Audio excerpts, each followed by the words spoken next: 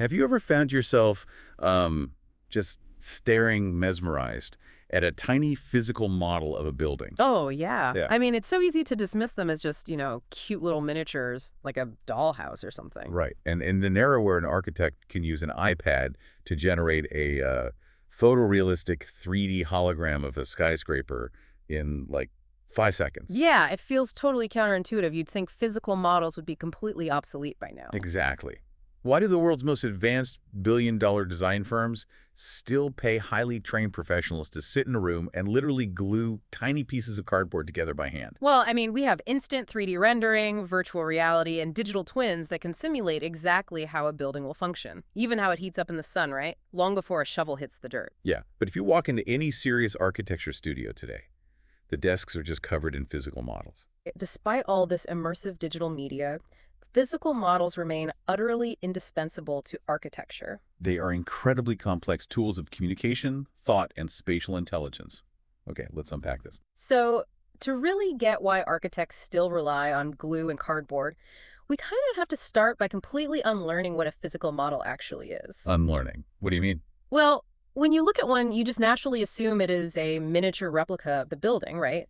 But a model is actually never just a miniature building, it's a translation. A translation, meaning it takes an architectural idea and what completely reconstitutes it. Exactly. It reconstitutes it into another material, another scale, and another mode of perception. Because it's a translation, it's inherently interpretive. So the architect is forced to make pretty aggressive decisions, I guess, about what to emphasize and what to just completely ignore. Yeah, you might build a model specifically to highlight the massive silhouette of a building against the skyline, or maybe how the empty spaces inside interlock. But to communicate that clearly, you might have to intentionally omit everything else. Like you strip away how the materials will weather over time, or you ignore the acoustics. Right, you skip the full structural engineering or the exact material feel. You're basically curating the truth. A model is essentially an argument about architecture. It says, this is the part of the project you need to understand most clearly. Exactly. Wait, that actually makes me think of translating a poem from, say, French to English. If you try to translate every single word literally, you usually end up with this clunky, lifeless sentence that makes no sense. You lose the soul of the thing entirely. Right. But if you focus on the feeling, the rhythm, the emotional weight of the poem, you actually have to change the literal words to capture the true meaning in the new language. What's fascinating here is how that translation fundamentally alters the psychology of the viewer. How so? Well, think about the physical reality of architecture. It's unusual because it's almost always imagined completely before it actually exists. Right. It's all in the head first. Yeah, and once it does exist in the real world, it's simply too large for the human brain to grasp all at once. You can stand inside a room or walk around the exterior, but you can never, ever hold the totality of it in a single glance. Oh, wow.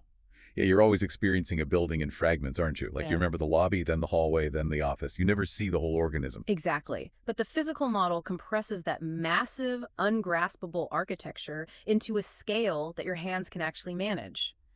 The building becomes an object you can dominate. So it can be picked up, rotated, studied from a bird's eye view, and just, interrogated. Because it exists in 3D real space, it helps the project become visible as a real object sharing your physical space, rather than just a flat, abstract drawing. And that must be exactly why it's such a powerful tool of communication, especially for non-experts, like clients or community board members. Right, because they might look at a complex 2D blueprint and just nod politely while having absolutely no idea what they're looking at. But if you put a physical object right there on the table in front of them, they instantly grasp the spatial truth. They do, because, like we said, the model is an argument. It sits on the table and declares that this specific part of the project is what you need to understand right now. But making that argument requires the architect to make their first major decision in the translation process, Right, which is size. right. And scale isn't just a technical necessity. Yeah, I always assumed they chose the scale just based on like how big their desk was or how much cardboard they had lying around in the studio. A lot of people think that, but scale is actually an epistemological choice. Epistemological, meaning it's all about the nature of knowledge, right? Like how we know what we know. Exactly. In architecture, the scale of the model dictates exactly what kind of truth you are allowed to tell about the building. Different scales communicate entirely different universes of information. Let's actually walk through what that looks like because the mechanics of this are pretty mind-blowing. Sure. So if an architect builds a model at a very small scale, say 1 to 500 or 1 to 1,000. That is basically the Google Earth view. right? You weren't looking at the building itself so much as the urban context.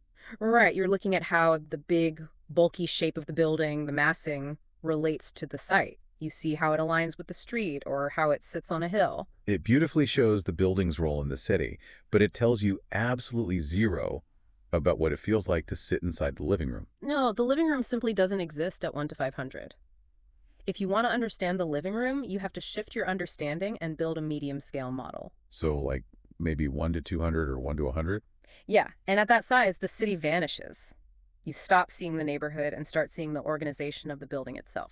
You see the shape of the roof, courtyard proportions, stuff like that. And if you want to get into the really intimate details, you zoom in even further. You build a large-scale model, 1 to 50, 1 to 20, or even 1 to 10. Now you are standing in the room. You can see the actual thickness of the walls, the window frames, material transitions. You start to see the tectonic logic. Wait, let's clarify tectonic logic for a second, because that sounds like we're talking about fault lines and earthquakes. Oh, right.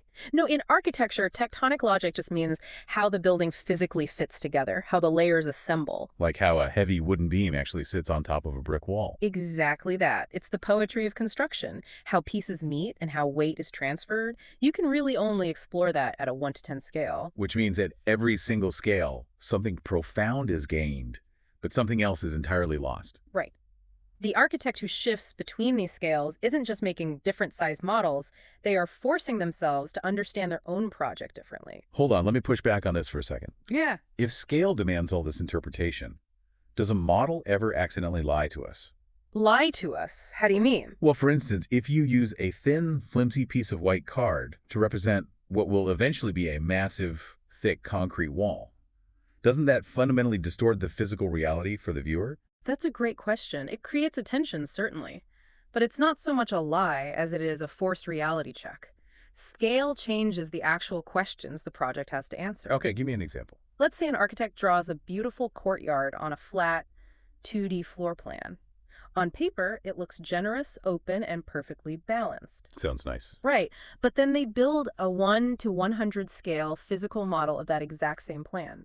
They put the walls up around the courtyard, look down into that little square, and suddenly realize, oh, this isn't a generous courtyard, this is a chimney. Because the walls are way too high relative to the tiny footprint. Exactly. The flat drawing completely hid that spatial failure. But translating it into a 3D scale model forced the reality of the proportion out into the open. The model didn't lie, it exposed the lie of the drawing. That is a brilliant way to look at it. And that brings us to the actual physical stuff the model is made of. Right, materiality. Once the scale dictates what you can know, the little materials you use dictate how you feel it. And the psychology behind material choice is wild. It really shapes the entire atmosphere of the translation. If they build a model completely out of stark white cardstock, they're forcing you to ignore texture. They don't want you thinking about brick or glass. They want your eye to focus entirely on the heavy mass, the empty voids, and the way light hits the surfaces. Yes. But if they use, say, balsa wood, instantly your brain feels warmth. You sense a natural tectonic order. If they carve it out of plaster, it communicates heavy carved mass. Or acrylic to indicate transparency. Yeah. But isn't there a danger in using really flashy materials? Oh, absolutely. The danger of visual novelty. You see this in corporate pitches sometimes. They'll bring in a glowing laser-cut acrylic model that looks incredibly expensive. And the client just gets completely distracted by how shiny and cool the plastic looks. Exactly. They totally miss the fact that the underlying room is poorly designed. The material choice obscured the core spatial issue. A rough cardboard model might have been much more honest. Here's where it gets really interesting to me. You would think a massive supercomputer rendering would be the ultimate truth teller. But models use physical materials that interact with real-world physics. And, crucially, they interact with real light. That's the beautiful irony, right? Yeah. A cheap white card model sitting under a standard desk lamp can actually provide richer, more accurate spatial data than a highly detailed, expensive computer render. Yes, because the light from the desk lamp isn't simulated by an algorithm. It's actual illumination hitting actual physical matter. Real shadows do not lie. Right. When you shine a light on it, it reveals the true depth of the window openings or the overhangs. It shows you exactly how dark a recessed doorway will actually be in a way that a smooth, evenly lit computer screen simply cannot replicate. It grounds the abstract design into reality. It makes the invisible visible. Speaking of which, we have to talk about the section model, because this is where the visualization gets almost surgical. Oh, the section model is conceptually central to understanding architecture. It's where the architect literally slices the building completely in half. It's like slicing an apple directly down the middle to show someone where the seeds are, instead of just letting them stare at the red skin. That's a perfect analogy. By slicing vertically through the building and ripping away the front half, you expose the interior voids. Imagine trying to explain the Guggenheim Museum in New York to someone who had never seen it. From the outside, it's just a white cylinder.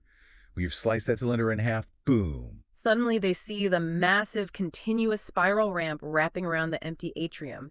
They instantly understand the stair movement and how a person moves through the space. It forces everyone in the room to ask, how does this building actually work on the inside? You see the floor-to-floor connections, how the ceiling height changes, and site models do the exact same thing for the exterior context. They prove a project is never just floating in a white void. Right. Site models show the topography. They show whether a building is perched on a hill, embedded in the ground, or aligned with its neighbors. And handling all the materials, the light, it brings us to the actual physical act of building the model with our own hands. Which introduces the concept of craft and the messy, vital world of the process model. Let's pause on the word craft for a second, though. Sure. Because usually when we hear craft, we think of neatness, like staying inside the lines. But here, craft is about care, precision, and intelligence. It is. Because the model is a proxy for the real building, the design is judged by the execution of the model.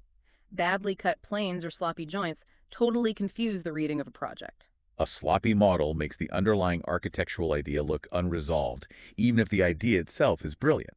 Conversely, disciplined craft can bring incredible clarity to a simple idea, and making things with your hands teaches the hand things a screen cannot. Yeah, when you're physically cutting cardboard, you're forced to learn about assembly, tolerance, and material thickness. You're practicing the logic of actual construction. But we should clarify that not all models are these polished, final pieces that take hundreds of hours. Right, the process models. Yes. The most important models in a studio are often these quick, rough study models. They're hacked together out of cheap card and tape just to test massing, circulation, or proportions. They're fast and ugly. Very ugly. You make one, realize the proportions are awful, crush it, and build another one 20 minutes later. Okay, let me ask you about that distinction between rough craft and perfectionism. If quick tape and card models are so effective at exposing weak geometry, why do architects spend so much time on perfectly polished presentation models? Do they risk just building a fancy toy? Exactly. If we connect this to the bigger picture, that is exactly the danger. Fetishizing the model.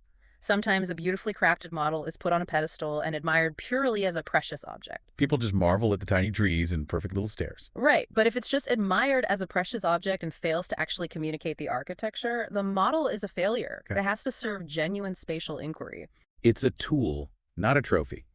And that ties perfectly into what I think is the most profound takeaway here. This physical, iterative process naturally invites other people into the room. It transforms architecture from a solitary pursuit on a screen into a dynamic, collective conversation. The physical model is a conversational anchor.